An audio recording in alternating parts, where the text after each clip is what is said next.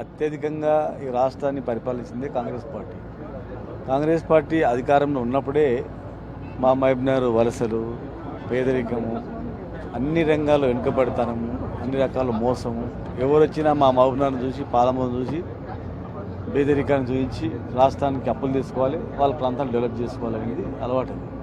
కనుక అవన్నీ మోసపూరితమైనటువంటి మాటలు. అవన్నీ కూడా మేము వలసలు బందేని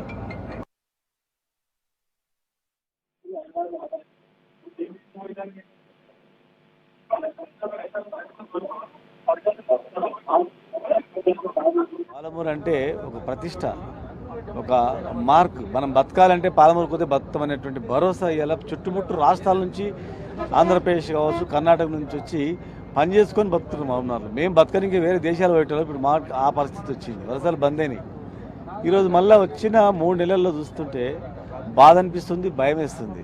మళ్ళీ వెనక్కి పోతామా ఏంటి అని చెప్పేసి.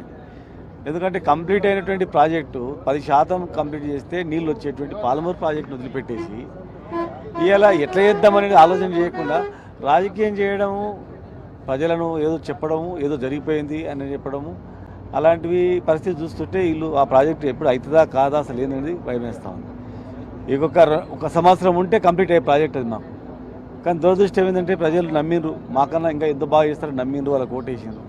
ఓటేసిన మరుసటి రోజు నుంచి ఆ ప్రయత్నంలో ఉంటేనేమో మంచిగా ఉండేది, కానీ అది లేదు, బదనాం చేసే ప్రయత్నంలో ఉన్నారు అందరూ కూడా.